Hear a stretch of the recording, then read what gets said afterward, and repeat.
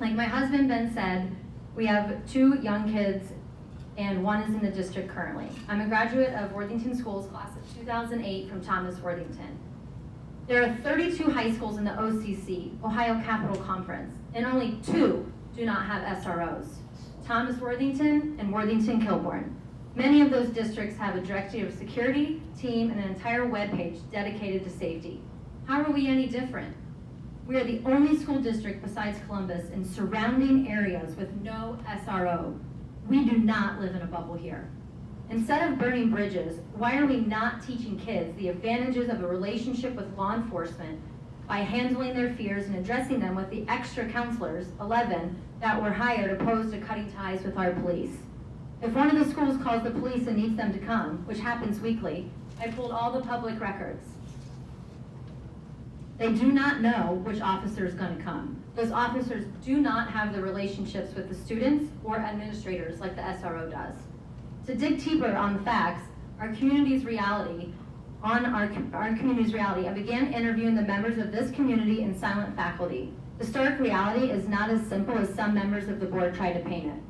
First, I met with former safety resource officer Mr. Tom Byrne, the Worthington and Columbus Police Department, both former SROs from Thomas and Kilbourne, the Commissioner of Clark County, both high school principals, and many teachers and students. Have you board members done the same?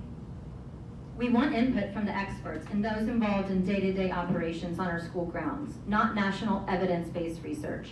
I spoke to Mr. Sean Ord over the phone last week. He is a former Worthington police officer who was the SRO at Thomas for around 2 years. You all, the board, took his job from him that night on July 27th, 2020. He told me he was devastated.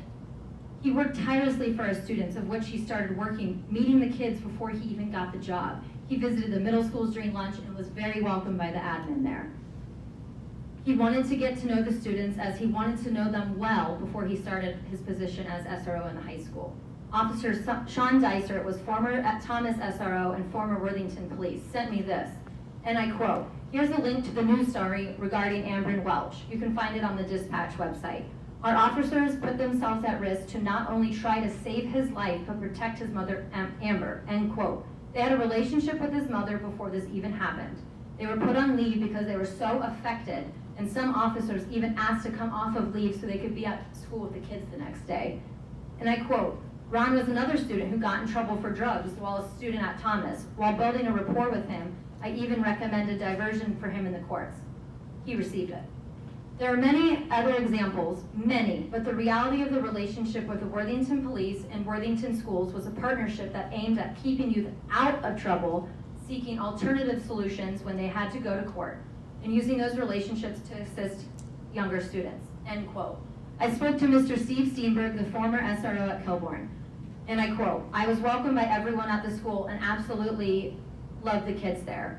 In Newtown, Connecticut, they have a director of security and at least 2 officers in every single school in their district, and 6 officers at the high school." Have you reached 3 minutes if you can conclude your thoughts? Yes, I will. We would love to be able to have an open discussion with you all and the community on this subject and discuss what else we can do to keep our kids and staff safe at schools in our district.